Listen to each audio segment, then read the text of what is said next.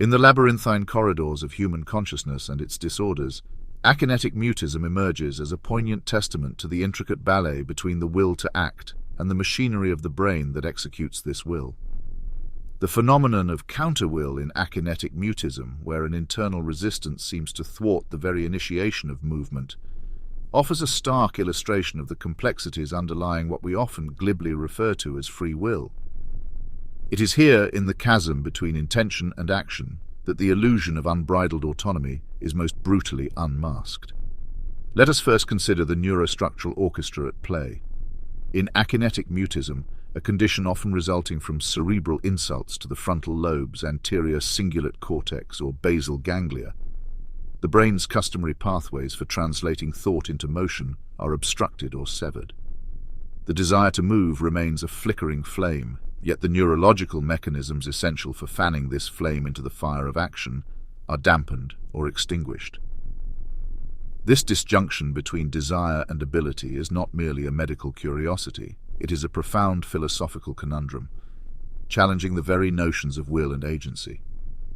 In grappling with this condition, one is compelled to confront the unsettling question: is our will truly free, or is it shackled to the biochemical whims of our cerebral matter? The case of akinetic mutism suggests the latter. Here, the intention to move, a decision seemingly made in the sovereign court of our minds, finds itself inexplicably impeded.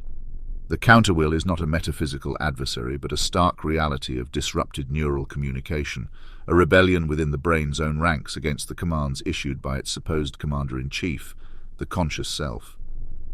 This neurological mutiny reveals the chimerical nature of free will.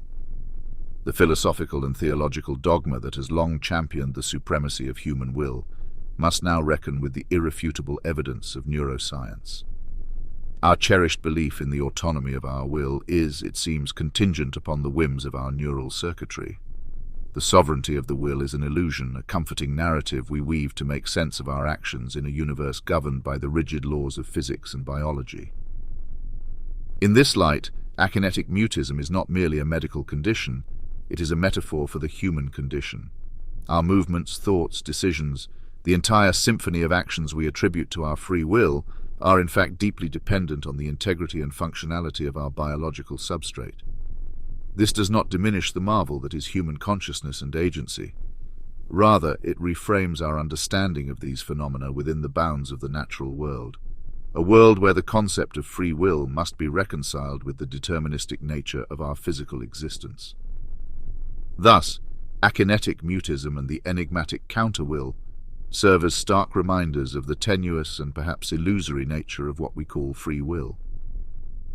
In the grand tapestry of the universe, our sense of autonomous agency is but a thread, intricately woven into the complex fabric of our neurological being. In recognizing this, we find not despair but a deeper appreciation for the mysterious and wondrous interplay between mind and matter, between thought and action, between the will to move and the biological machinery that enables or impedes this movement. Before we arrive at this juncture, it behooves us to delve into the profound philosophical implications of akinetic mutism and the elusive counter-will. The very existence of such a condition undermines the Cartesian dualism that has long dominated Western thought, the notion of the mind as a distinct sovereign entity, commanding the body as a separate and subservient mechanism. Yet akinetic mutism, in its stark revelation of the interdependence of intention and neurological function, obliterates this dichotomy. It forces us to confront the unsettling possibility that our mental realm, often perceived as the sanctum of free will and autonomy, is inexorably tethered to the physical, biochemical processes of our brains. This intertwining suggests that what we perceive as the self, the author of our thoughts and actions, is not a disembodied spirit steering our corporeal form, but rather an emergent property of our neural architecture. In this light, the philosophical pursuit of understanding human agency must pivot from abstract contemplations of an unencumbered will to an empirically grounded investigation into the neurobiological underpinnings of decision-making and action. This shift represents not just a challenge to traditional philosophical doctrines, but a fundamental reorientation of our understanding of human nature itself. The implications are far-reaching, extending into the realms of ethics, law, and personal responsibility.